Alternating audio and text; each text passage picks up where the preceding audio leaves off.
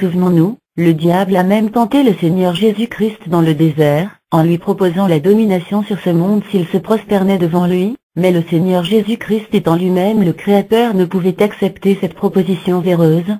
Ce soir-là, aux alentours de 21h, j'entendis cette voix qui me dit « Prie parce que tu recevras une attaque du monde des ténèbres ». Je me précipitai vers mon téléphone pour passer un appel à mon cher ami Pasteur Meg pour lui demander un soutien dans la prière, car je venais de recevoir une instruction me demandant de prier. Il voulait connaître le motif de la sollicitation de la prière pour mieux s'y orienter, mais je ne savais quoi le dire, car la seule chose que je savais est que je devais prier pour me fortifier, et nous nous sommes dit au revoir tout en demeurant en prière. Je me préparais à la prière de combat juste avant d'aller sur ma couche. Je fis une prière de combat de 45 minutes à 1 heure. Juste après je me rendis au lit très confiant, puisque le Seigneur m'ayant prévenu de l'attaque.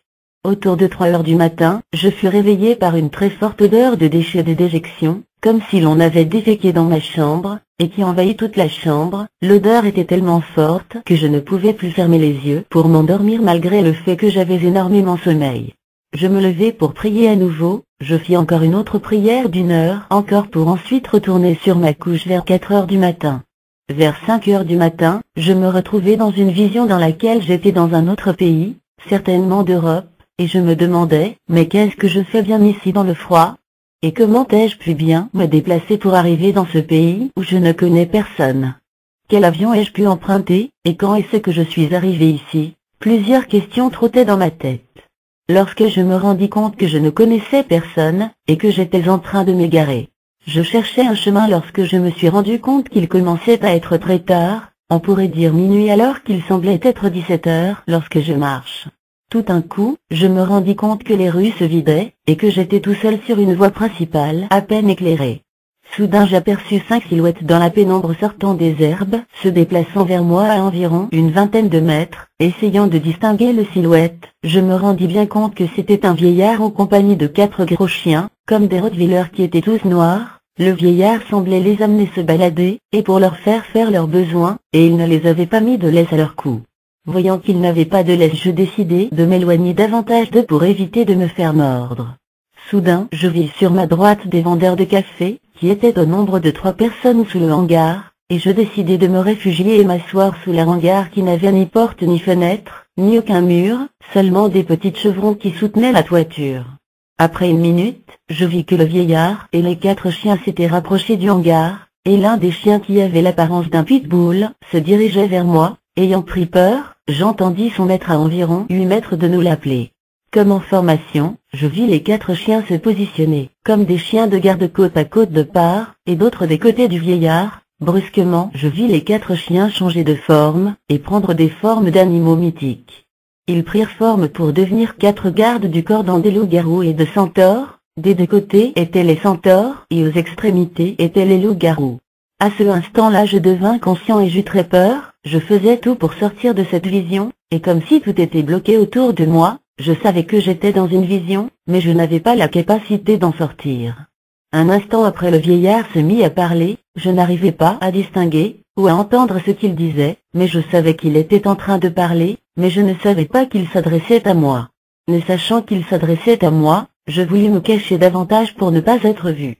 Je vis apparaître entre les mains du vieillard un crâne humain, comme s'il venait de l'arracher à quelqu'un, et le sang encore frais coulait encore du crâne.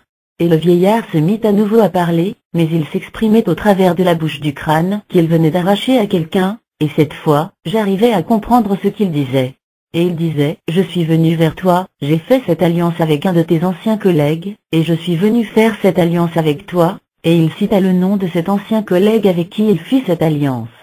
Il me dit, « Je suis venu faire cette alliance avec toi, mais je sentais que ces gardes attendaient que je refuse cette alliance pour s'occuper de moi et de mon sort. » J'essayais de sortir de cette vision, vu qu'elle était trop horrible pour moi. Je n'avais jamais vu de démons d'aussi près et aussi clairement devant moi. Je sentais même la puanteur de ces bêtes féroces, et je voyais même la constitution de leur morphologie. Je commençais à me poser des questions intérieurement, me disant, « Seigneur, je n'arrive pas à sortir de cette horrible vision, que dois-je faire? Je ne peux pas courir plus vite que ces bêtes, Seigneur, je suis pris au piège. » À ce instant-là, je me levai de l'endroit où j'étais assis, pour bien distinguer ceux qui étaient en train de me proposer une alliance. J'arrivais à bien distinguer ces bêtes féroces et spirituellement sauvages. Je voyais même la transition entre la chair et le corps de cheval pour les démons sous forme de centaures, et cela dégageait une odeur de viande en décomposition, et les deux autres sous la forme de gros chiens ou loups dressés sur les deux pattes arrière. Ils étaient là immobiles, attendant une instruction d'attaque pour me lacérer. J'essayais de distinguer maintenant le visage du vieillard, pensant pouvoir le reconnaître et l'identifier à un parent, mais plus j'essayais de distinguer son visage, et plus son visage devenait de plus en plus flou. Alors, je me dis à cet instant, Seigneur, je suis vraiment pris au piège, que dois-je faire? Et j'attendais une réponse, mais aucune ne se fit d'entendre. Et le vieillard me dit, regarde, et à l'instant, je vis la cavité supérieure du crâne qu'il avait en main s'ouvrir comme s'il avait été fracassé, et le sang couler de plus belle. Et à l'intérieur de ce crâne je vis deux éléphants qui étaient liés par une ivoire. Les deux se débattaient en tirant l'ivoire chacun de leur côté, mais l'ivoire faisait partie intégrante de leur structure osseuse, à tous les deux, donc ils ne pouvaient pas se séparer. Soudain une mare de sang dans le crâne les engloutit, et ils furent noyés tous les deux d'un seul trait. Le vieillard souleva la main, et fit tomber dans le crâne une substance pâteuse qui engendra un autre éléphant, qui devint bien plus grand et bien plus fort que les deux autres qui furent engloutis. Après toute cette scène, le vieillard me dit, mets ton doigt dans le crâne et goûte ce sang. Je veux signifier qu'il parlait, mais ne parlait pas avec sa propre bouche, mais avec la bouche du crâne qu'il avait en main. Et je voyais ce crâne se déplacer dans ma direction dans les airs. Lorsque je vis cette image qui me troubla à nouveau, je faisais tout pour sortir de cette vision, mais je sentais que je n'y arriverais pas encore. Je me demandais intérieurement, Seigneur Jésus-Christ, je veux citer ton nom, car je n'ai aucune issue. Si je cite ton nom, que rien ne se passe, que m'arrivera-t-il? Car je sens que ces gardes du corps sont là uniquement pour me lacérer si je refuse ce partent. À ce moment-là je pris confiance, et je me suis rapproché d'eux davantage pour mieux les regarder, puisque je ne pouvais ni fuir, ni les combattre, car nous n'avons pas à lutter contre la chair et le sang, mais contre les dominations. À seulement 2 mètres de cette délégation satanique et démoniaque je marquai un pas d'arrêt, et je citai le nom de Jésus-Christ de Nazareth avec toutes mes forces en levant la main droite pour prendre autorité. Après avoir cité le nom de Jésus-Christ, je me redressai, et j'ai constaté qu'ils avaient disparu, mais pour plus de précaution, j'ai cité à nouveau le nom de Jésus-Christ qui les fit disparaître d'un coup. Je sentis un gros soulagement d'avoir vaincu avec le nom de Jésus-Christ, et j'entendis une voix qui me dit, maintenant, tu peux sortir de la vision, et là je pus ouvrir les yeux avec une grande joie aux yeux. Il y a une vraie puissance dans le nom de Jésus-Christ.